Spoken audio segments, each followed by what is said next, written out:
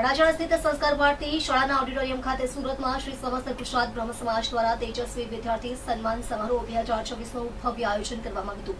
યોજાયેલા કાર્યક્રમમાં શિક્ષણ, રમતગમત અને સાંસ્કૃતિક ક્ષેત્રમાં સિદ્ધિ મેળવનાર બ્રહ્મ સમાજના 170 વિદ્યાર્થીઓને સન્માનિત કરાયા હતા। આ કાર્યક્રમમાં નાટ્યવેદ અને અકાદમી પુરસ્કાર વિજેતા કપિલ દેવ શુક્લ અતિથિ વિશેષ તરીકે ઉપસ્થિત રહ્યા હતા। છેલ્લા 4 વર્ષથી બ્રહ્મ સમાજ દ્વારા તેજસ્વી વિદ્યાર્થીઓને પ્રોત્સાહિત કરવાનું આયોજન કરવામાં આવ્યું।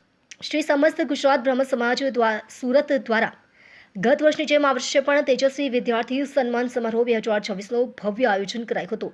આ શૈક્ષણિક વર્ષ 2025-26માં શિક્ષણ, રમતગમત અને સાંસ્કૃતિક ક્ષેત્રમાં સિદ્ધિઓ હાંસલ કરનાર વિદ્યાર્થીઓને 3 કેટેગરીમાં સન્માનિત કર્યા હતા, જેમાં ધોરણ 10ના 110, ધોરણ 12 કોમર્સના 30, 12 સાયન્સના 21, 12 આર્ટ્સના 2 અને સ્પેશિયલ કેટેગરીના 7 વિદ્યાર્થીઓનો સમાવેશ થાય છે। સ્પેશિયલ કેટેગરીમાં ભારતનાટ્યમ, કરાટે, ટેબલ ટેનિસ, ભરત નૃત્ય, જિમ્નાસ્ટિક્સ અને ચિત્રકલા ક્ષેત્રમાં નેશનલ લેવલે સિદ્ધિ મેળવનાર વિદ્યાર્થીઓનું સન્માન કરાયું હતું। કાર્યક્રમમાં નાટ્ય ક્ષેત્રના મહાન નાટ્યવિદ અને શ્રેષ્ઠ દિગ્દર્શક માટે અકાદમી પુરસ્કારથી સન્માનિત કપિલ દેવ શુક્લ અતિથિ વિશેષ તરીકે ઉપસ્થિત રહ્યા હતા અને વિદ્યાર્થીઓને પ્રેરણા પૂરી પાડી હતી। સમાજના પ્રમુખ જયદીપભાઈ ત્રિવેદીએ જણાવ્યું હતું કે છેલ્લા 4 વર્ષથી આ સમારોહ યોજાય છે। ગત વર્ષે 122 વિદ્યાર્થીઓનું સન્માન કરાયું હતું, જ્યારે આ વર્ષે 170 વિદ્યાર્થીઓને સન્માનિત કર્યા હતા। કાર્યક્રમમાં વિદ્યાર્થીઓ, માતા પિતા, યુવા પાંખ, મહિલા પાંખના કાર્યકર્તાઓ મળી 450થી વધુ લોકો ઉત્સાહભેર જોડાયા હતા। નમસ્કાર, હર હર મહાદેવ। મારું નામ જયદીપ ઘનશ્યામ ત્રિવેદી, પ્રમુખ શ્રી સમસ્ત ગુજરાત બ્રહ્મ સમાજ અને ગુજરાત પ્રદેશ સંગઠન મંત્રી। જેથી આજનો વિદ્યાર્થી સન્માન કાર્યક્રમ કેટલા વર્ષથી રાખીએ છીએ અને આ વખતેનો શું વિશેષતા છે? શ્રી સમસ્ત ગુજરાત બ્રહ્મ સમાજ સુરત છેલ્લા 4 વર્ષથી આ વિદ્યાર્થીઓનો સન્માન કાર્યક્રમ રાખે છે। વિદ્યાર્થી સન્માનમાં અમારા એક નિયમો છે કે જે વિદ્યાર્થી ધોરણ 10 અને 12માં 80% ઉપર માર્ક લાવ્યા હોય, બીજું રમતગમત સાંસ્કૃતિક ક્ષેત્રે જેમણે જિલ્લા કક્ષાની ઉપર રાજ્ય કક્ષા તથા રાષ્ટ્રીય સ્તરે શ્રેષ્ઠ પ્રદર્શન કર્યું હોય એવા વિદ્યાર્થીઓને અમે દર વર્ષે સન્માન કરીએ છીએ। અમે શરૂઆત કરી ત્યારે પહેલા વર્ષે 94 વિદ્યાર્થીઓ હતા, બીજા વર્ષે 111 વિદ્યાર્થીઓ હતા, ત્રીજા વર્ષે 122 વિદ્યાર્થીઓ હતા અને આ વર્ષે 171 વિદ્યાર્થીઓનો અમે સન્માન કરી રહ્યા છીએ।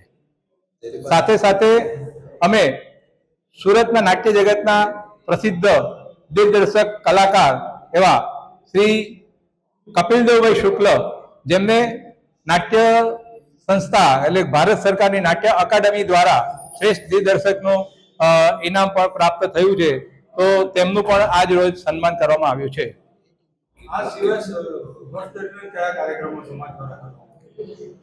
વર્ષ દરમિયાન અમે બ્રહ્મ સમાજ દ્વારા ખૂબ જ વિશાળ પ્રમાણમાં અમે કાર્યક્રમો કરીએ છીએ। વિદ્યાર્થીઓના હિત માટે જે નબળા વિદ્યાર્થી છે તેમને માટે અમે ટ્યુશન ક્લાસ પણ ચલાવીએ છીએ। 10માના જે નબળા વિદ્યાર્થીઓ હોય, ગણિત વિજ્ઞાનમાં જેમને થતું હોય કે અમે નપાસ થઈ શકતું, તો એમના માટે અમે વિશેષ ટ્યુશન ચલાવીએ છીએ। જે હોશિયાર છે તેમનું સન્માન પણ કરીએ છીએ તથા ધાર્મિક કાર્યક્રમો પણ કરીએ છીએ।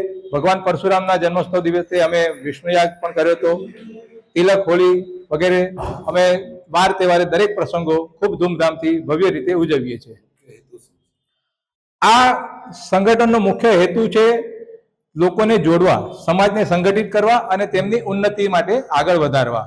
શ્રી સમસ્ત ગુજરાત બ્રહ્મ સમાજ એક પ્લેટફોર્મ છે।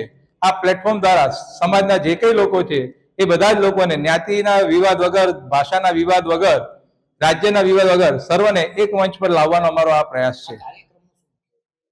આ કાર્યક્રમનો એક મુખ્ય હેતુ વિદ્યાર્થીઓને પ્રોત્સાહન તો આપવાનો છે, પણ સાથે સાથે આજકાલ શું છે કે આપણા મહાનગરોમાં દરેક જ્ઞાતિના, દરેક શહેરના અને દરેક રાજ્યના લોકો સામૂહિક રીતે રહે છે, તો બ્રાહ્મણ વિદ્યાર્થીઓ પોતે બ્રાહ્મણ છે તેવું એમનામાં પ્રતિપાદિત થાય અને એક બ્રાહ્મણ વિદ્યાર્થી બીજા બ્રાહ્મણ વિદ્યાર્થી સાથે મિત્રતા કેળવે અને તેઓ ભણવાની સાથે સાથે વ્યવસાયમાં, નોકરીમાં પણ એકબીજાને મદદરૂપ થાય અને સમાજમાં સાથે મળીને કામ કરે, એ મુખ્ય હેતુ છે।